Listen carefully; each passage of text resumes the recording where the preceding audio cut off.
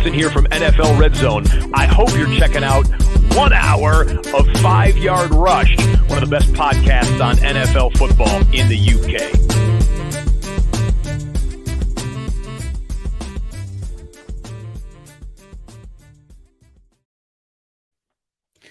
Hey, what's happening, Rush Nation? It is Murf here. I'm flying solo. Dan dropped me a message earlier on to say he couldn't make tonight, and try as I might, tried to get somebody on, didn't quite happen. So instead, you've got me. Don't worry, it's not going to be a busted fuss. We'll try and do as much as possible. It's a milestone episode. This is episode number 600 of the 5 Yard Rush podcast. Obviously, you've got the different iterations in there: Dynasty, IDP, DFS, college in there, Fast Action Friday, a couple of seasons ago. So, to everybody who's been part of that, to Liam, to Rich, to Stocks, of course, to Dan, to Ash and Tom, and the guys they've had like Jack, who have contributed episodes on there, and some of the other college guys, to Nate, to Bren, to Nick, just to everybody, to Mark,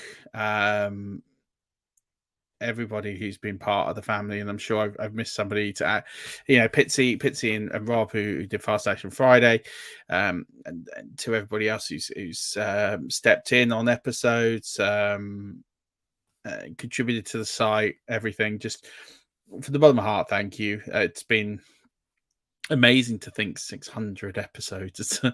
It's a lot of content, and a lot of thanks to everyone we've had guests over the years.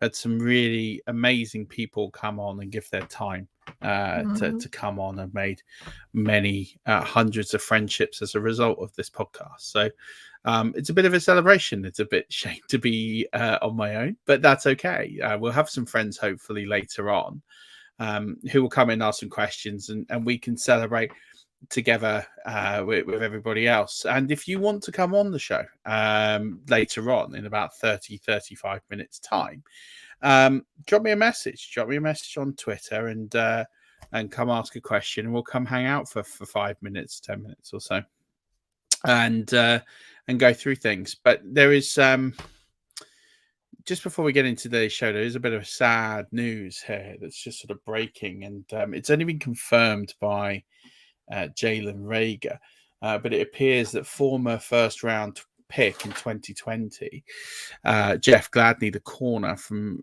was at TCU and then was drafted by Minnesota and was released, and now he's was with the Cardinals, has tragically passed away. There's no details. It's very sad. 25 years old. So more details might have come out by the time you listen to this, but it's obviously really, really sad news to see a person so young lose their life. So thoughts go out to his family and teammates and friends, etc. For those of you in America, it's Memorial Day, so happy Memorial Day to all of you. I hope you're enjoying that and celebrating the wonderful contributions that military personnel have made over the years, fighting for freedom. And even though it's not Memorial Day here in the UK, it's been a very special relationship between the militaries in the UK and the US for many, many decades. And so a massive appreciation to anybody in the armed forces, either in the UK or the US or anywhere in the world. Thank you for fighting to keep our country safe, for keeping us and giving us the right to do things like this podcast, etc. So thanks from the bottom of my heart, and from, I hope, from everybody else here at 5 Yard Rush. To go through some other news, just the fact that last chance to get a spot into the Scott Fish Bowl via the UK FFC. So buy a ticket through them. It's at _UK FFC. Make sure you buy a ticket from them by tomorrow. You have a chance to win a Scott Fish Bowl 12 spot. So it's a really good chance to win one.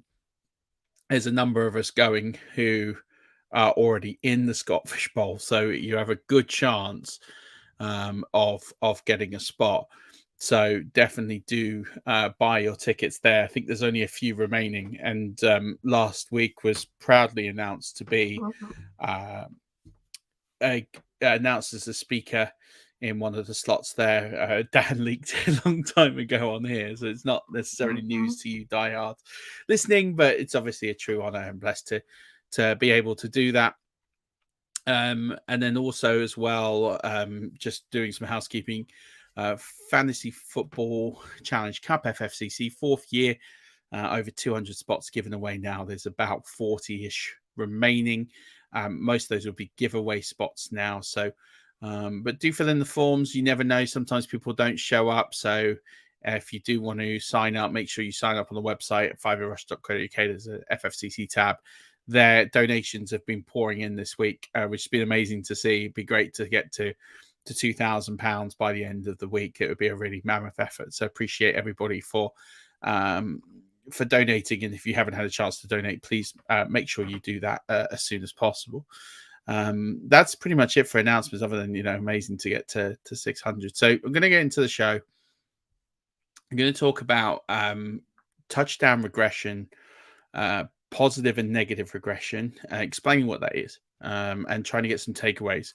And then I'm going to talk about elite consistency. So those of you that have been with the podcast and followed the Fantasy Football Playbook will know a little bit about the elite consistency. But both of these are concepts that are in the new 2022 Fantasy Football Playbook. I'm writing the last chapter as we speak. I hope that we can get it out in the next 2 to 3 weeks. It's a little delayed. It's just been a little difficult to finish. And there's been a few technical issues as well on my side to deliver. But it will be out in the next 2 to 3 weeks. I'm really excited to share it with everybody. And I'm going to tease a little bit tonight by just going through some of the pieces on here. So again, as you're listening, just if you want to get involved, then please do. All you need to do is just drop me a message, either here on the live chat or on Twitter, and I will pick it up and we will get you on to talk for 5-10 minutes or so. So let's start now with the TD regression. So I'm just going to pull up a chart.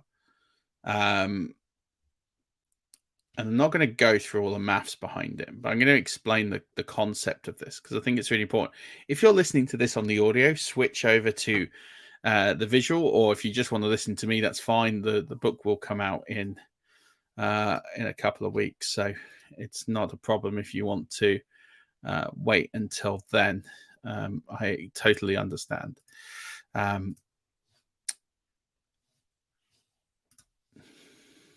So you should be able to see my screen now. Unfortunately, hang on.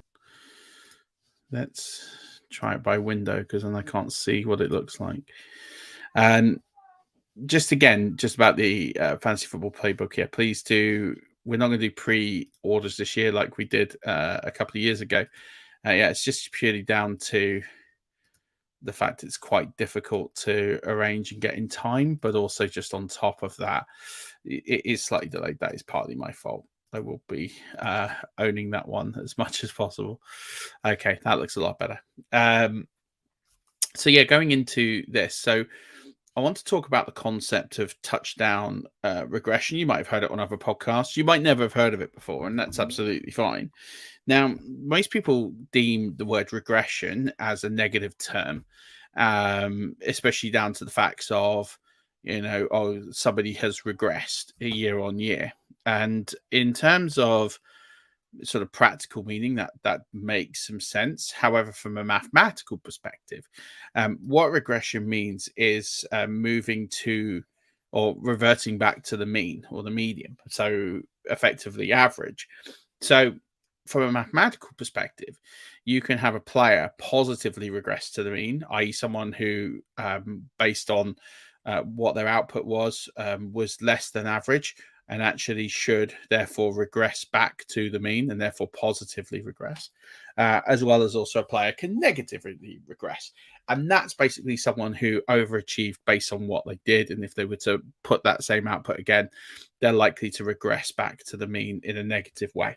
So that's the difference between a positive regression and a negative regression. So you can have positive regression. The amount of people that say to me, you can't have positive regression, from a mathematical perspective, you absolutely can have positive regression. You can positively regress to the mean, and that's what we talk about when it comes to positive and negative regression. I'm not going to do quarterbacks here. We're going to focus on running backs, wide receivers, and tight ends. So this chart here, I basically plugged in all the key stats. I've put a red zone weighting in there as part of my mathematical calculations, and part of that is to understand, red zone opportunities being more likely than more value touches, and therefore a bigger indicator of probability of touchdowns. And so therefore it's unfair to weight people the same if one has more red zone opportunity and therefore more likely to score as a result of where they're scoring touchdowns from. So I'm looking at this chart here, and I've basically come out with a formula and a calculation to determine the amount of touchdowns that players over or underachieved by. So this positive, anything that's a positive number, is this player overachieved what they should have done based on their performance last season. And this is led heavily by James Conner by 6.5 touchdowns. So he scored 6.5 touchdowns more than he should have done on his production on average. Then you've got Damien Harris at 4.39, Cordero Patterson 3.55, Jonathan Taylor 3.03. And then you've got Austin Eckler, Joe Mixon, and Kenneth Gainwell. Anyone kind of around the 1 mark either side, whether they overachieve by a touchdown or underachieve by a touchdown, I tend to genuinely ignore, because it's a touchdown here and there. They're going to happen. Doesn't move the needle on the points enough to really warrant any kind of insight from it. So I want to focus on these particular running backs. So what I'm saying from here is that I expect on a similar workload, if they get a similar workload next season, for these players to score less touchdowns.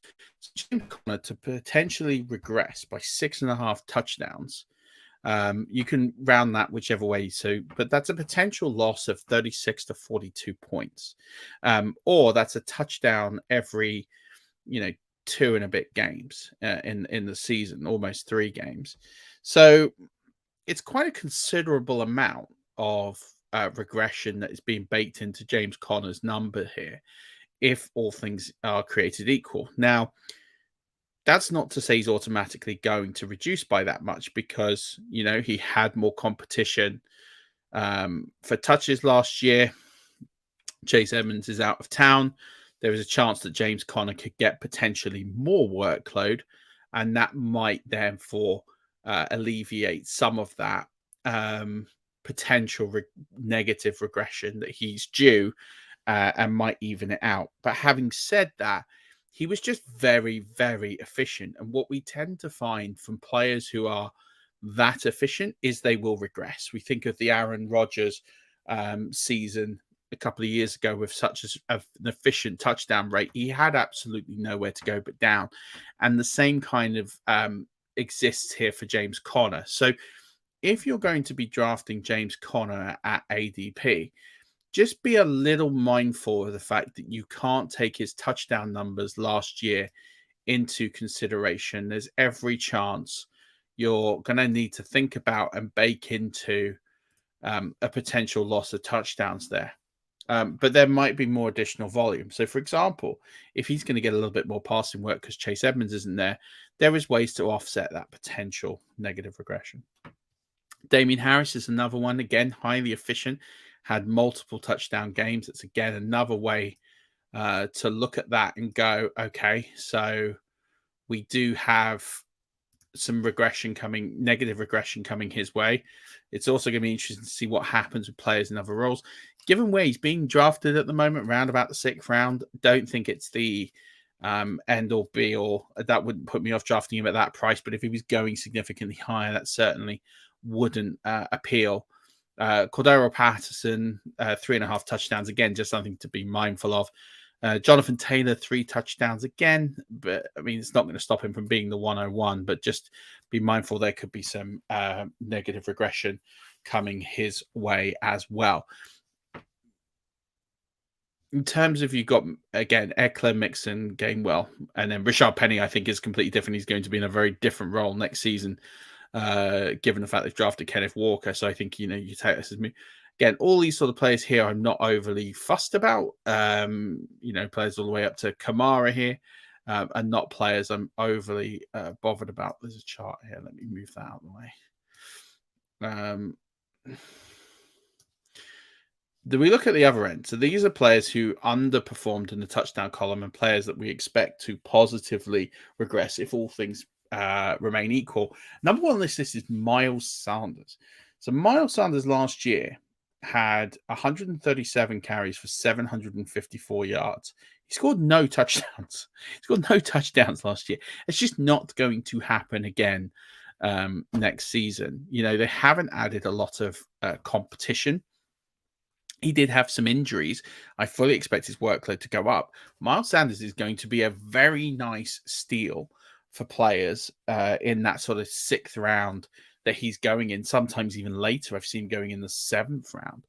And I think he's very, very nicely priced because there's an easy path to him to significantly improve on where he was last season. 1, just by staying fit, but 2, he's not going to not score a touchdown again this season. If he's getting 150, 200 carries, you can bake in a nice amount of touchdowns there, maybe 6, 7 touchdowns, maybe even more. So I definitely see Miles Sanders getting more work this season. As he gets used to the offense, I think he's going to hopefully play more games, but he will definitely get more touchdowns this season. And Dalvin Cook is another one here. I know he disappoints players by not being in the fantasy playoffs. At the moment, he's sort of sliding into the middle of the 1st round. But, again, we've looked at his numbers, and even he's had 3 seasons where he's had relatively the same amount of carries, which is around this 249, 250 mark. And he's come out significantly lighter on touchdowns this year, short by about 5 or maybe even 6 touchdowns, depending on the value here. I've gone a little bit conservative here and said 5 touchdowns. So again, we're talking about another player who can instantly get some quick positive regression back to the mean just on the same workload. But then if he's fit as well, we'll get even more.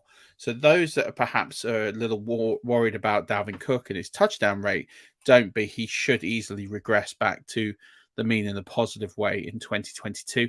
The same goes for Najee Harris as well. Najee Harris was phenomenal, finished as the RB3 last year.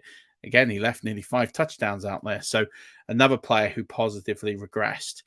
David Montgomery as well did not get many touchdowns. That Bears offense was pretty terrible. They struggled to get inside the red zone.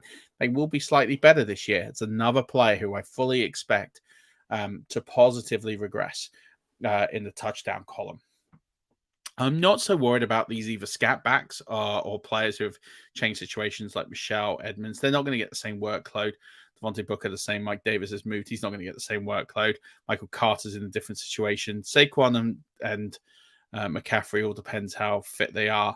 But Josh Jacobs, again, Josh Jacobs had a good season. Again, statistically, he, again, has some positive regression. Antonio Gibson, Javonte Williams, these are all players as well. DeAndre Swift, who are all due to get a little bit more. So, again, these numbers are telling you that there are some players here that potentially being undervalued, especially for me, Miles Sanders. Najee Harris, if he's available until the mid to late 1st round, this is something that should give you that extra bit of confidence. David Montgomery, for me, is, again, undervalued this year. He's well worth taking in the early 3rd instead of the late 3rd. These are players that are well worth getting a bit of an opportunity for. But the big one here is definitely Miles Sanders. I think in that 6th, 7th round, he's an absolute steal. I've seen him going in the 5th at times, and I still think that's perfectly fine. I think he is a value add for me, just based on likely to get more workload. There's not as much competition for him, and he's going to positively regress the mean in the touchdown column at the very least. If we move this over to tight ends, I'm just going to stop sharing and just change the board.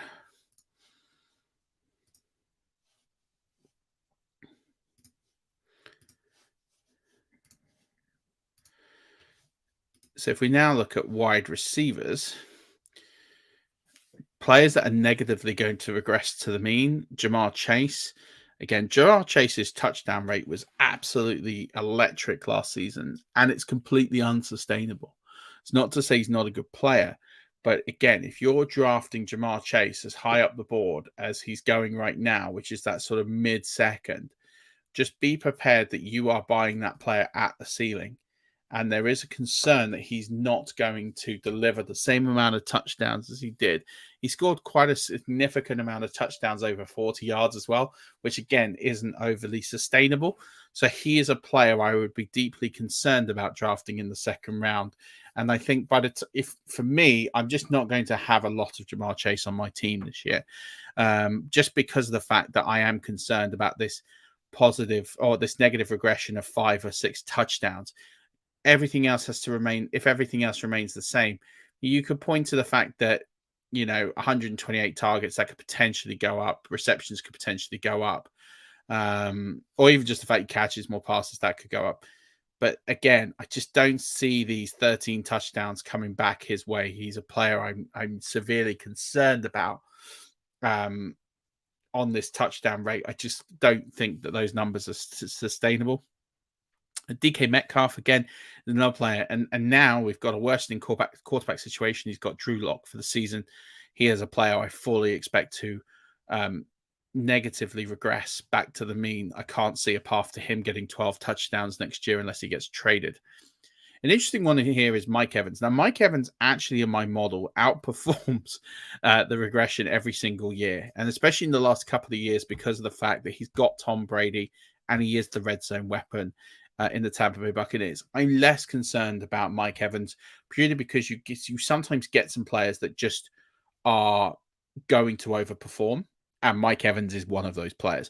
I'm not saying he's going to overperform and get 14 touchdowns again, but I'm less concerned about, say, Mike Evans than I am about Jamar Chase or DK Metcalf because of the way that his role is and the type of offense that he's on and the fact that he's consistently beat this model over the last sort of 3 years or so.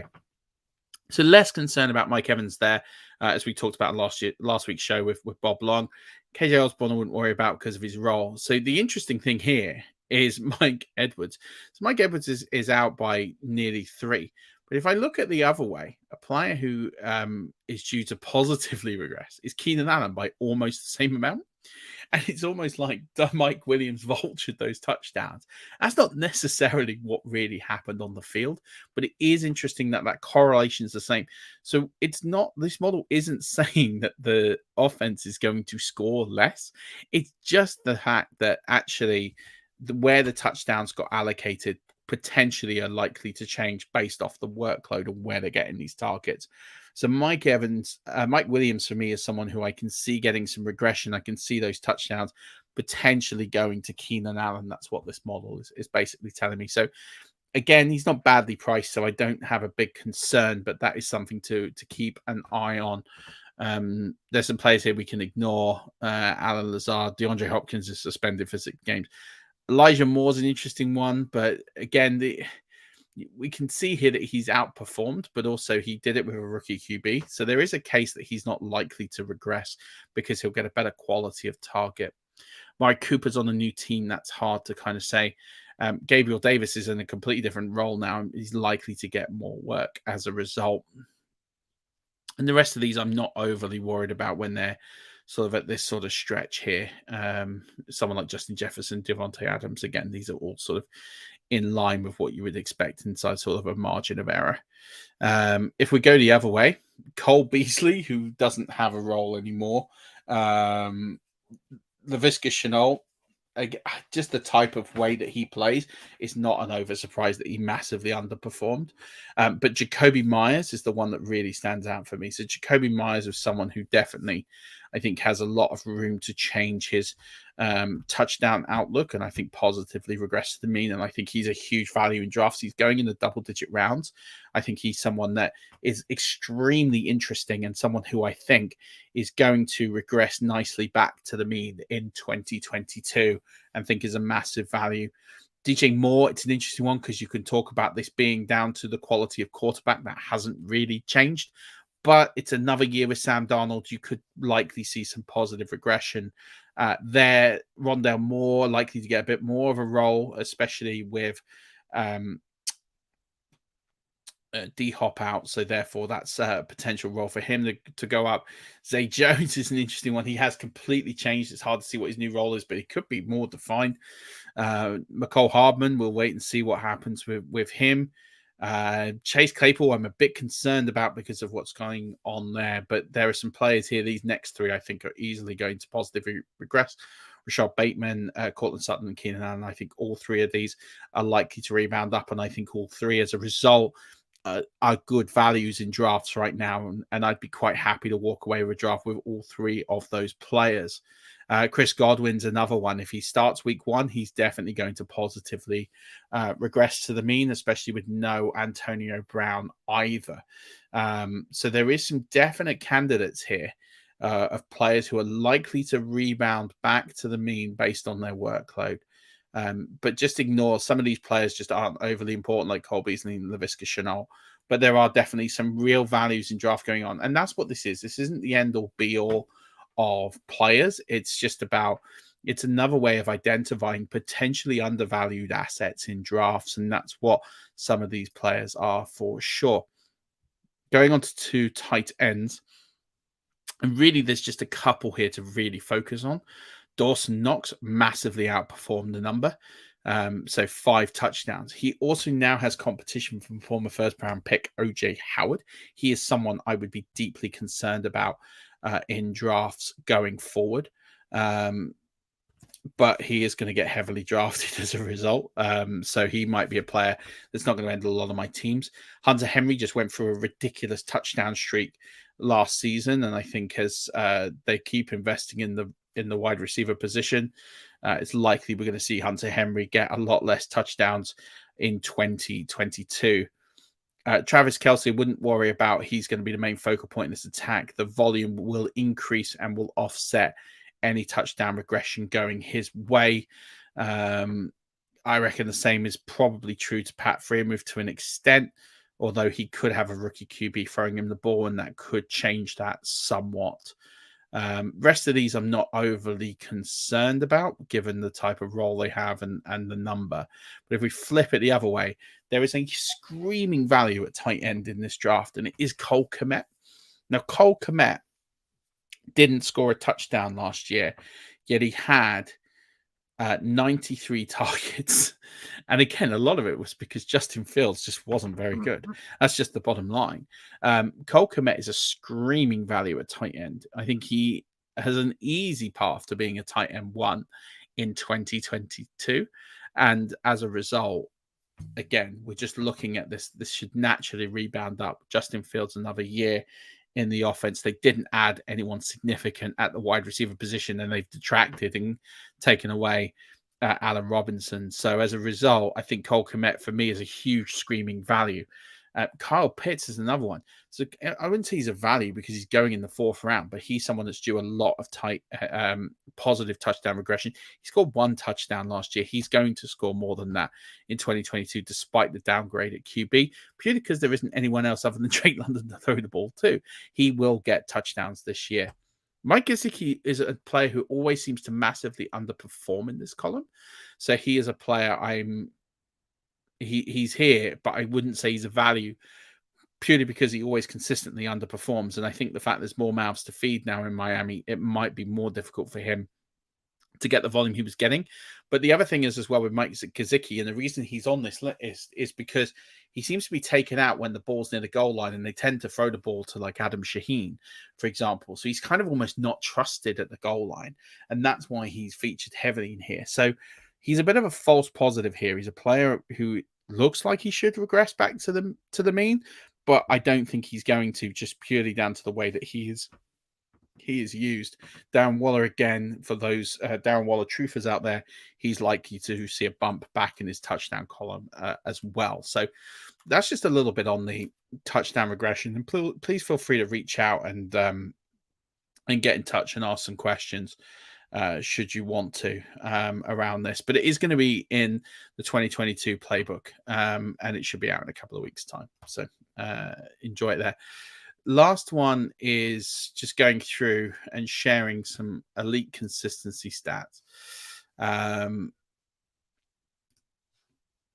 So the elite consistency is really interesting because what I do here is I look at players. I'm going to just scroll this out a little bit because otherwise it's going to be a little bit more difficult. There we go. To see. So when we're looking at elite consistency, and what I mean by this is when I'm talking through elite consistency, it's slightly different from Bob Lung's consistency model. It's more around looking at players and their top 24 who finish highly in the season and looking at how consistent they are and getting consistently elite performance. And so I do it very differently. Bob does a clutch game, which I think is highly important. And this is why I'm a big fan of his work, and it has inspired this kind of work. But what I want to know are players that are going to give me a top 5 week at the position, a top 24 week at the position, and anything below that. And so that's where these kind of numbers come from. Is I build a formula and look at that to see where they come from. And I look at this again differently because I want to know who's returning elite performances consistently versus players who potentially are not, because I want to know who is going to win me weeks at the position versus players who, might just do okay, not cost me a week, versus players who are going to let me down more frequently than not. So I say 24 earlier, that was at running back and wide receiver. At quarterback and tight end, it's 18. I'm less concerned about the 21st quarterback when we only start 12 in a 1 QB league, for example. So looking at this, you can see here just some quick takeaways. You see some red under Tom Brady, but he actually won you sort of the most weeks in fantasy football last season, so it's not that big a surprise that he didn't have that many solid weeks versus someone like Stafford, who just didn't put up enough of those elite weeks. He never let you down, and for what you paid for, you're pretty happy with QB 10. But he is a player who potentially isn't winning you a lot of weeks. The same goes for Joe Burrow, and that's a slight concern there because everyone's drafting Joe Burrow an absolute ceiling, but actually he's getting drafted above Dak Prescott right now. He's getting drafted above Aaron Rodgers right now. These two put up way more elite top 5 weeks, and that's just a little cause for concern for me and pumping the brakes on Joe Burrow a little bit. That's not to say Joe Burrow can't in his 3rd year progress even further and get there, but that is just a little knock on why I do this and see potential areas of overpay. And Joe Burrow for me right now screams as a player who's being overdrafted based on delivering those top weeks.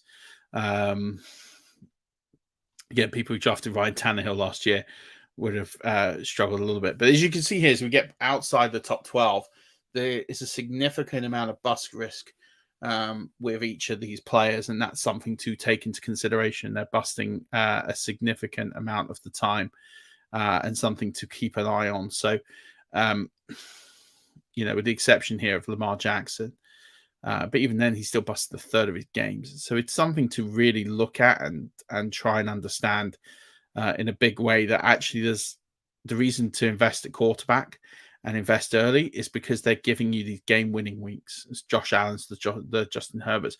So for me, Tom Brady is an absolute screaming value in the 7th, 8th round of drafts right now, given the fact that he can win you a lot of weeks and someone that should be drafted well ahead of Joe Burrow. But that's not going to happen this season.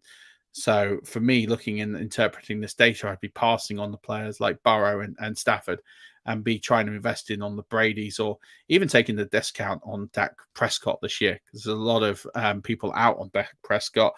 Again, that 7 game-winning weeks, MVP weeks, it's the same as Josh Allen and Justin Herbert, and only behind Tom Brady. Don't be afraid for that. Yes, okay, he busts a little bit more, but we're going for wins here. It's not a ton more. He's not miles off the numbers of Justin Herbert and Josh Allen, for example. So something definitely to take into consideration. Looking at the running backs here in this group, and again, you're seeing here elite numbers here from Mixon, from Taylor and from Eckler, even though with Mixon, he did carry a significant bust risk, but he did win you quite a lot of weeks as well.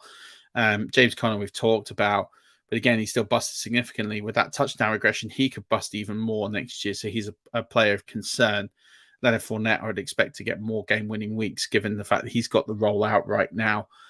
This is why a lot of people are out on Zeke, but he did have a significant amount. In fact, he had the most solid weeks of any other back, and that's why he finishes as high as he does. But you're seeing here, we're starting to see a lot of red on this board. The further we go down with players who just don't deliver game-winning weeks, and that's the likes of Javonte Williams, people that were taking him on sort of that 1-2 turner in the second. He's just not going to deliver you, especially with Melvin Gordon here. These two almost kill each other and their value. So he's a player that is overdrafted right now. Dalvin Cook, this doesn't look good, but I think he just had a particularly bad year. I would expect to see more with that positive touchdown regression. I expect him to regress back to the mean and getting more of that.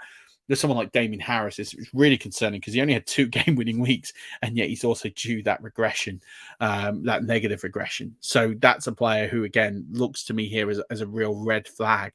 Players that are due some negative regression and don't put up many game-winning weeks, whereas players who are positively due to regress, i.e. Dalvin Cook, David Montgomery, it's those touchdowns that are going to turn into more elite weeks when they get them. So and Josh Jacobs was another one on that list as well, and Antonio Gibson. There's some players here that can definitely see some upside on this list and try and move up the board. Wide receiver, it's interesting the story of the tape here. Obviously, you've got Cooper Kupp had a phenomenal season, and Deebo Samuel as well.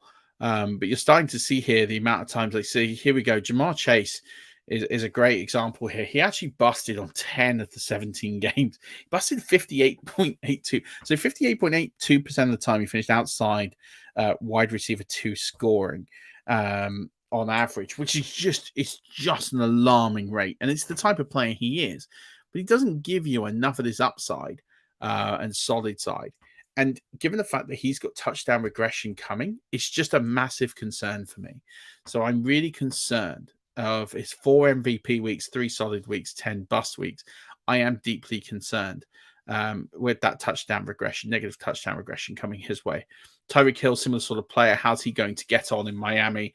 Again, he's a player I think is slightly overdrafted for what you're going to get. Yes, he'll give you some game-winning weeks, and the situation changes. This might change. He might get more of the ball, and therefore he could see less bust weeks. But seeing a 52.94% bust rate is just quite high.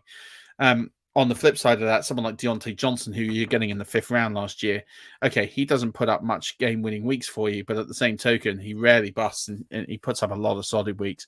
That's where he has got that side going for him. So it's just about the type of players that you're looking at.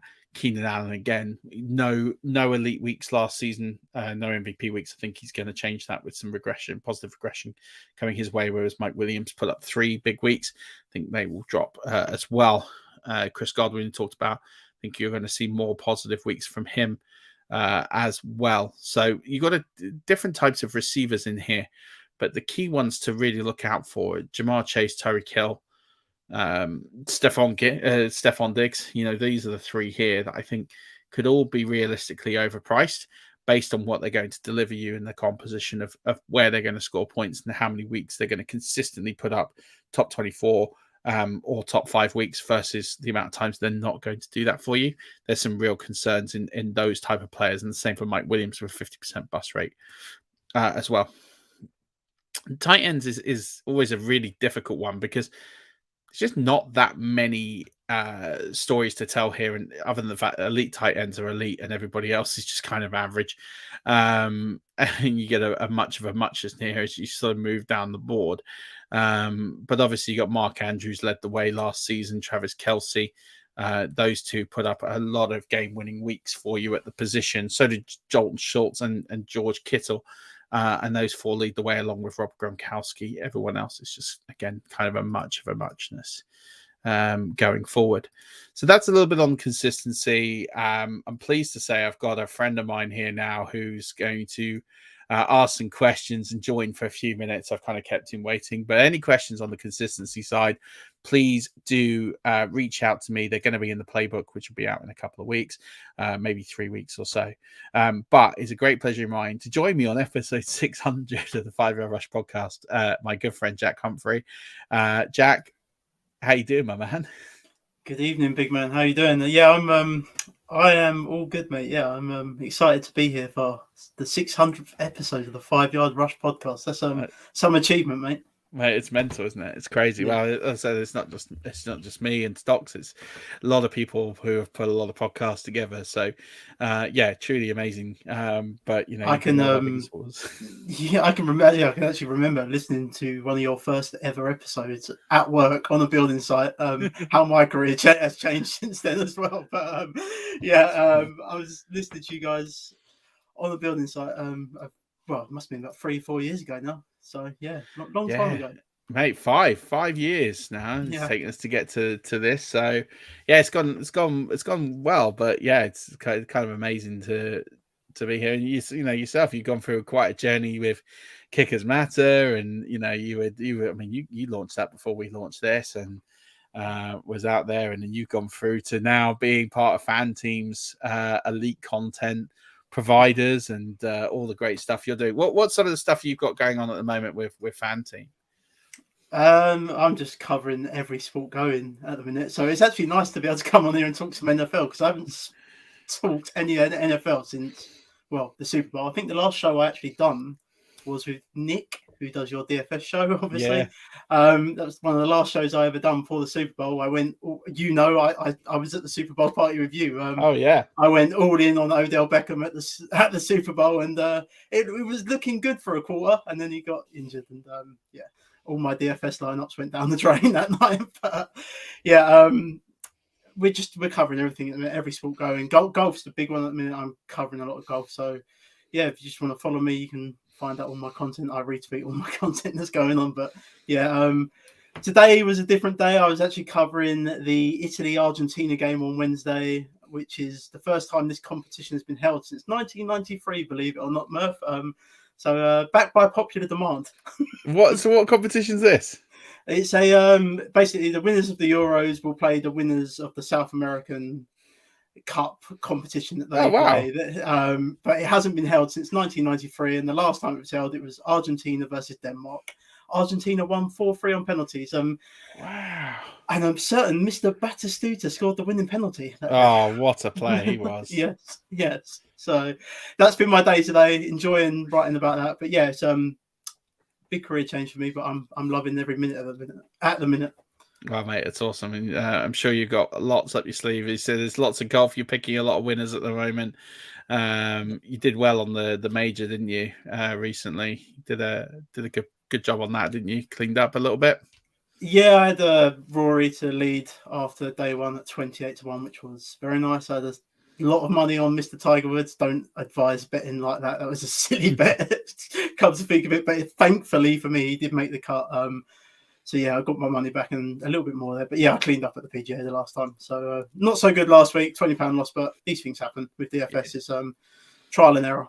So yeah, absolutely. Well, look, if you're into your golf, follow Jack, or if you're just into betting, or do you know what? If you're not and you really want to get into DFS, you got the great team, because you got Nick and Mark with you, covering all the sports there. So if you're interested in just sprinkling a few pounds now that the Premier League is over and the NFL season's a few months away, and you want to try your hand at golf or a couple of other sports that you'll be doing over the summer, then follow Jack and join him. But do you have any NFL questions that you're burning to ask while you're on here? I do actually. This is where the exciting stuff's going to come in now. I'm going to start talking about two players kind of close to our hearts. Well, one's close to my heart, Mr. Saquon Barkley, and sadly not with the Tampa Bay Buccaneers anymore. It's Mr. Ronald Jones, who's now gone to the Kansas City Chiefs. Obviously, both come into the league at the same time all those years ago.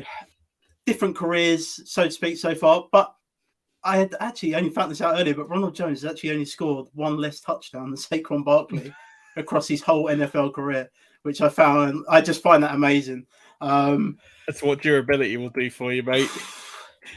Yeah, I had major issues with Ronald Jones when he came out of college. I didn't really like the pick for the Buccaneers, and I didn't like it for a fantasy purpose. I think I've kind of improved right on that. I didn't think he was a very good pass protector, and now he's gone to a team where they've got a running back there that's not very good at blocking either already in CEH. So I find it an interesting combo with those two. I just wanted to see what your thoughts were on it, because CEH is obviously dropping in drafts that I'm not in many drafts at the minute, but from the couple of drafts that I've done, CEH is dropping a little bit.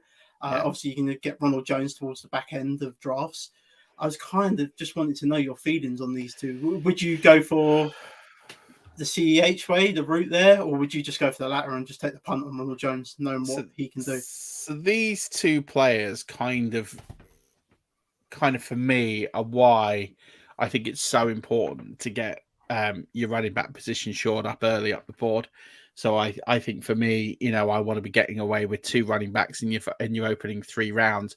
I look at the draft price of CEH, and he's going sort of around about 4th, 5th round, depending on format. And again, there's a lot of different things out there, depending on different formats. Dynasty kind of plays a part, and he's sort of falling in Dynasty. So we're waiting for the redraft element to kind of come out and show. But I'd expect CEH to probably be in that sort of late 4th, early 5th. At that price, I'm still not interested. I would rather wait and get Miles Sanders, because I think Miles Sanders is going to get more work. He's got a more clearly defined role, and he's got that positive touchdown regression heading his way. So for me, I just don't like CEH because I can't see where his ceiling is. You're talking about a player who had a backfield all to himself and struggled to be a low-end running back too.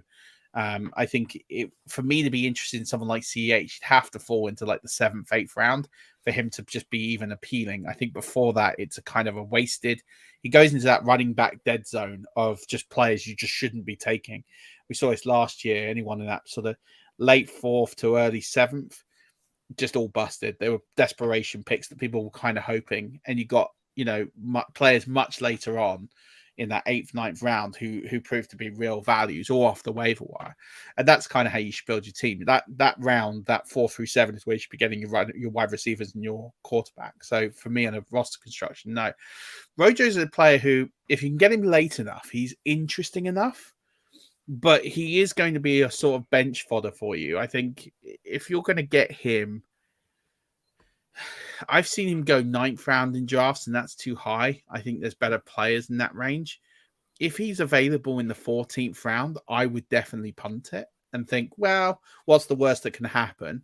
It doesn't work out. I'll cut him. But as you said, we've seen what Rojo is. Rojo is a guy who, in order for him to be fantasy viable, he has to break off a big run. He needs a 50, 60-yard touchdown, and that will pay for what he's going to do. He's not going to get enough steady work. I mean, we look at what he did in Tampa in 2020, that Super Bowl winning season, when he pretty much had the role exclusively because of the Leatherfoot injuries and confidence. He still didn't carry the ball 200 times. He still didn't get 1,000-yard rushing, and he only got 7 touchdowns. It's just not going to. He's not going to get enough production. That KC situation is just a bit of a mess all across the board. I don't know how many pieces of the KC offense I really want to be buying into at this stage, because wide receiver, I think I just want Kelsey, and I think move on. I don't think I want anyone else in there. I don't think I want anyone else in KC because, Juju, he's not done anything for a couple of years. Cole Hardman, not really done anything there. I think MVS is interesting, isn't he? He is. If you can get him again, he's price dependent for me. I think if you're getting him in double-digit rounds, I will buy. But I think outside of that, you're thinking about 9th, 10th round. I think there's better options out there, like Russell Gage, for example, who are players who are Jacoby Myers. You give me those 3 players, MVS is going to be at the bottom of those 3. For me, I think you can flip a coin on Russell Gage or Jacoby Myers, but I think if you get him late enough, 11th, 12th round, yeah, he's definitely interesting because he'll be a field stretcher. I think my love of MVS comes from DFS plays. To be honest, he's a fantastic DFS option from week to week. He can totally burn your team like he can in any fantasy format, but if he breaks off for them, I don't know, 60, 70-yard bombs, touchdowns, and you're laughing in DFS if you have someone like that. But I am with you on CEH. I like I say, I've always had issues with him when he first came out. I didn't think he was very good at pass protecting and blocking and things like that. I've just always had issues with him, and I think the Chiefs are telling us something with what they do. They bring in running backs every year. They brought in Le'Veon Bell when CEH was there. Jarrett McKinnon last year. I think they're telling us that they don't fully trust him, and Ronald Jones is in that caliber. And I again with you, Ronald Jones falls to me in the draft. Again, I'm not drafting too much at the minute, but if he does, I will take him certainly especially in double-digit rounds. So take a punt on him. My rule of thumb is whenever you've got an ambiguous backfield, take the cheaper back. It tends to always pay out. You got the situation in Denver with Javonte Williams and Melvin Gordon. I won't take Javonte Williams on any of my teams next season. It's just not going to happen. I'll draft Melvin Gordon 5-6 rounds later because they got almost the same role. Even if Melvin Gordon gets a little bit less this year than he did last season, he's still going to get enough of a role to where it's worthwhile. I think, in situations where it's slightly ambiguous, I look at Jacksonville, give me James Conner over Travis Etienne. Just because you're going to get a 6th, 7th round discount. You never know how it pans out. If it doesn't work, you cut the player, you pick someone up off waivers. Someone's going to get injured in the first 2 weeks of the season, probably Saquon, and you can get Matt Breida. Yeah, well, that's a good segue actually. So Saquon Barkley, I'd say I'm not really doing a lot of drafts at the minute, so you will have that ADP in front of you. Where is he sort of going, and is there any value there? I mean, his first 2 years in the league, he was amazing, right? Like over 1,000 yards rushing in both campaigns in 2018 and 2019. But obviously 2020, he had that bad injury. I'm pretty sure that was against you lot, actually, against the Buccaneers. Yeah, he came back. He came back in that game, and then he got injured, came back into the game, and then got injured again. Yeah, and then that was curtains for his season. Because I was begging, as soon as they put him back in, I was like, "Oh no, like he's just going to get injured." And especially as the game was over at that point, you brought him back in a game that was pretty much. It was in the first half, and the game was pretty much over. So, I definitely agree with you. It was a strange decision. Remember that, and then he didn't look healthy last year. No, his ADP is really across the map. He's one of the more interesting. The earliest I've seen him go is sort of that late second. But that's rare. He's more going mid to late third or even falling into the 4th round. That's great value, really. Knowing what you can do. And that's the part where you'll be prepared to take it. But funny enough, his ADP is not that far. It's amazing. He's very close to Zeke on ADP. Yeah. And it's like you've got the complete polar opposites there. You've got Zeke, who will probably play 17 games this season, but he's not as explosive, but that durability will keep him high up the board. Or you've got Saquon Barkley, who you could draft, and he could be a league winner for you, or he could just go completely to pot. And it's like, that depends on your sort of style of play. If you're going to be risk adverse, you're going to take Zeke. If you're going to be, I'm going to go boom or bust, then you've got to take Saquon. And I think, me. yeah. And I totally, I think it depends on who you draft earlier in the draft, but I think that's the dilemma that the fantasy players in that back end of the 3rd round are going to have. Do you take Saquon? And the other one to throw in the mix there is David Montgomery. So those 3 backs are kind of almost within about 6 picks of each other. For me, I approach DFS the same. I'm a very aggressive sort of DFS player. People play totally different to me, so I will. If I'm building 150 lineups, for example, I would put ownership on one player, like I did in the Super Bowl with Odell Beckham. I put that ownership up to 80%. A lot of DFS players won't do that. They'll spread the ownership out. I'm just an aggressive player like that. So the pick for me would be Saquon Barkley, just knowing what he can do. And I do think the Giants have done well this year within the draft. They've done what they had to do. I don't think they're going to be a good team still. I think they'll probably win 4 or 5 games. I don't think they're going to be a good team, but they're doing what they should have done 5, 6, 7 years ago now. At this point, that's what they've done in the draft for me. So I prefer Saquon with a better O-line, and hopefully he's just a little bit more healthier than what he was last year. Yeah. So this is the range that he's kind of going in. I just looked up it's an interesting. So going just before him in drafts is James Conner at RB15. Saquon's going RB16. Cam Akers RB 17, Dave Montgomery RB 18, Zeke RB 19. I mean, there's quite a different range of players in that group. And I agree with you. You look at those 5, only one of those is going to be a league winner, and that's Saquon Barkley. So it's definitely the type of player you are. If you're going to go shoot for the moon, then it's definitely going to be Saquon Barkley. If you are risk averse, you're probably going to go with Zeke or Elliott. If you want to play it down the middle and sort of hit doubles, David Montgomery would be the pick. Yep. Because I think he's going to give you he's decent a solid RB2, isn't he? Exactly. Well, I think he's a low-end RB1, potential RB. Yeah, he's a low-end RB1 for me. I think he's someone who could sneak into RB1 conversation and go from there. I just think back to Barkley as well. Like, if you look at the competition behind him, like Breda, it speaks for itself. We saw what Tony Pollard could do within the offense last year, and then they're not afraid to use him in the offense either. So it limits Zeke so much. I'm for very much in that book with running backs that I believe you sell them when their ceiling's at the highest. And I done it in a league 2 years ago. I sold Christian McCaffrey after he had that amazing season. Everyone was like to me, "What are you doing? You're mad." I was like, "I don't hold on to running backs." I've done it with Todd Gurley in the past. Todd Gurley's the perfect example of why you don't hold on to running backs in fantasy. You sell in dynasty leagues. You sell them, for me, when they're at the highest point. It is hard to judge that. Of course, they can come back for the next year and have another great year, but you've got to judge it right. And like I say, luckily for me, I've done it right the last 2 times I've done it. So, and I think you're exactly right. I think if you're going to play Dynasty, these backs, you should be out on all of them, really. You shouldn't have any of them on your roster. The only one I think you could justify keeping it, or 2, I think if you've got Montgomery or Akers on your roster, I can kind of get it, because you probably, with injuries, wouldn't have got anything for them. But Zeke's a player you should have got rid of 12 to 18 months ago. Having said that, and everyone makes this case for Pollard, like Pollard's more explosive. The one thing Pollard's not getting is work in the red zone. That's all almost exclusively Zeke's. And that's why he's going to finish as a low-end RB1 this year, because he's going to play 17 games. He's going to be there because he does. The only time he's missed games, he missed a couple of games of a strain. He missed 6 games for being banned by the NFL.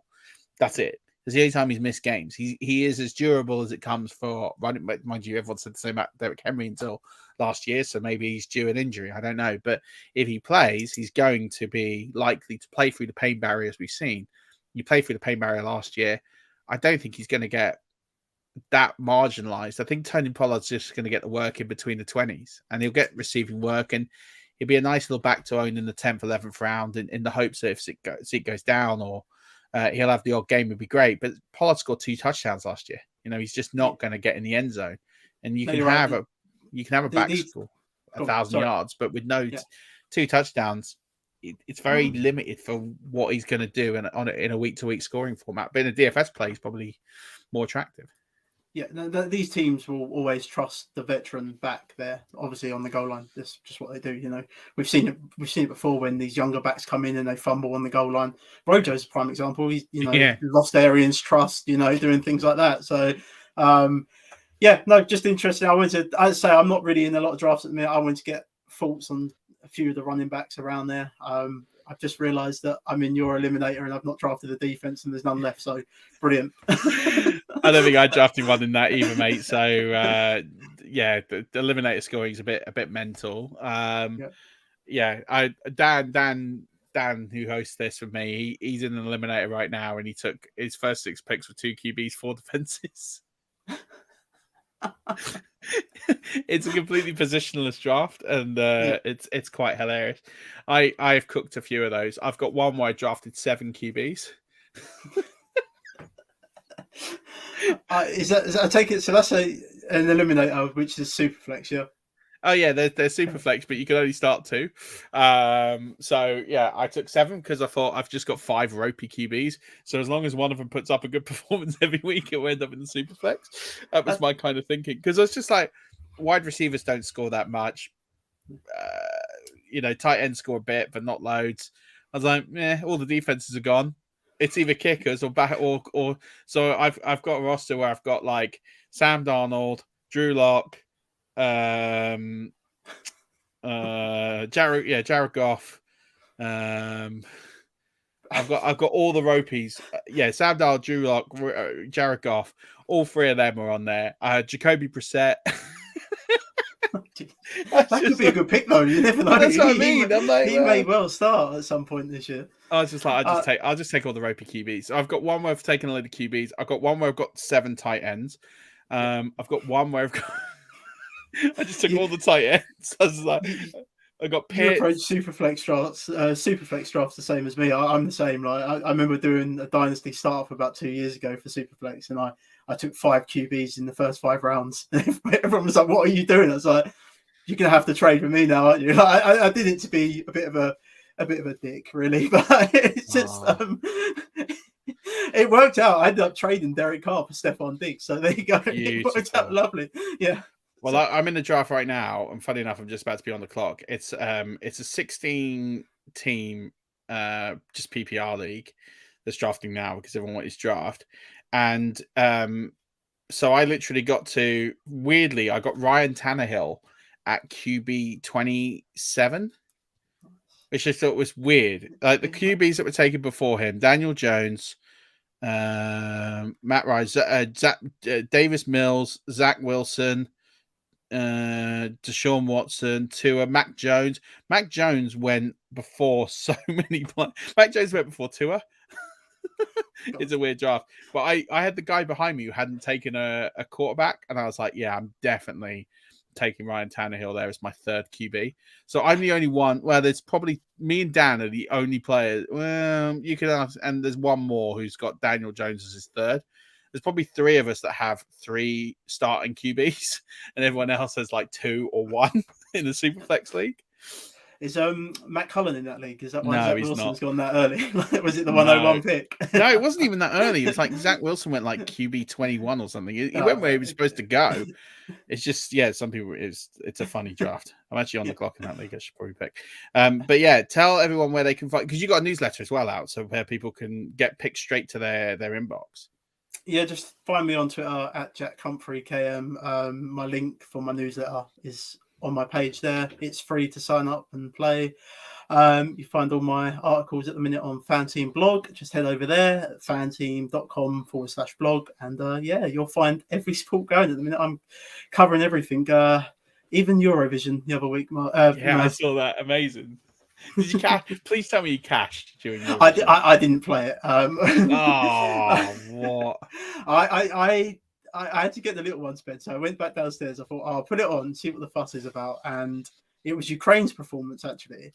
And I was like, oh, God, this is like as bad as I remember. Like, because I remember watching it as a kid. I was like, this is just as bad as I remember. So turned it straight off. I was like, I'm not watching that. And then I had Mark, who does the DFS show, golf show with me, and your DFS show.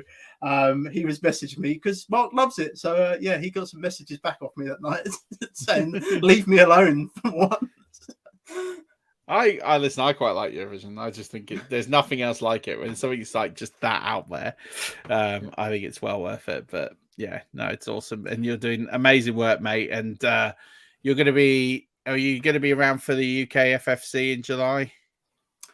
Yeah, I've actually spoke to Dan tonight, so I will be showing up. I wasn't going to because I am going away the next week, and it's quite a busy period, July for me as a whole at the minute. But I am going to show up for the day. Have a few beers, so it'd be great to meet everyone. Murf, can I just ask you something? Can I give away some spots to the Steve Rains Bowl? Of course you can. Yeah. Right, so I want to give 5 spots away to the Steve Rains Bowl. For people that don't know what that is, it's an 80-man best ball league. I set it up in honor of my late friend Steve, who we sadly lost a couple of years ago now to liver cancer. The whole idea around the league is just to raise awareness for cancer research. You don't have to donate. We're not forcing you to donate, but we just want to raise awareness for cancer research. So all I want your listeners to do is just head over, like, subscribe to the YouTube page, leave a comment, a nice comment for the guys, leave them a 5-star review, send your screenshots to Murf or the 5 Yard Rush Twitter handle, and those guys will pick out 5 winners, and the closing date will be the 1st of July because that's when the invites are going to go out this year. So what YouTube page do you want to like? Your page. Oh wow, okay. So So anyone that likes yeah. or subscribes to our page, or just leave a review on your podcast handle, 5-star review. very kind, mate. You've heard it here first. So 5 spots for Steve Rainbowl. You know, it's an amazing tournament. I've made the playoffs the last 2 years. I'm coming for it this year. I'm in the semi-finals, I believe. Semi-final, yeah, it was quarterfinals the year before, where I only had one QB left, which was Josh Allen, and because Dak went down, and then Gardner Minshew went down, and then I think someone else went down 2 years ago, and then last year, just lost out narrowly in the semis, and then. Yeah, so which means I'm in the final this year. So it's just progression every year. It gets better. So yeah, you'll be up against me in the final if you get the spot here and you draft as well as I do. No, it's a great format. I actually genuinely, it's one of my favorite drafts because I look at my team at the end of it and it's just like, what the I love it. We have this year added one IDP player. I do something a bit weird with it every year just because Steve was like that. He loved tight ends. So the first year was heavy tight end scoring. Last year we done snacks. This year it's going to be one of the last ever league that I joined with Steve was an IDP league. So I'm going to add one IDP player to the format this year. Love that. So one IDP player. So lots going on. It's a fantastic tournament. 80 people. There's always great people in it. It's a lot of fun. So 5 spots to give away. You heard it here first. Thanks very much, chat. It's really generous. So just you know, subscribe to the channel, leave a review, leave a comment in this episode saying you want a spot, and we'll draw 5 people from here, and we'll add 5 people to the Steve Ray Bowl, which is it's a great tournament. So do join in. Looking forward to that. Jack, thanks so much for coming on and celebrating 600 with me, buddy. I really appreciate it and appreciate the spots and all the work you do. And please go follow Jack, because if you want to make some pocket money for summer holidays, then he's definitely the man you want to be following for that. Rush Nation, that's it. Episode 600. Thank you to, if you've ever listened to just one episode or bought a book or played in the FFCC or just interacted with us on Twitter, thanks so much for all you do. And thanks for everything. And here is to the next. I'm not going to say 600 because I don't know if I can do another 600, but here's to the next 100 podcasts or so. We'll just see how we get on from there. But as always, enjoy your Monday nights. And don't forget, as always, keep rushing.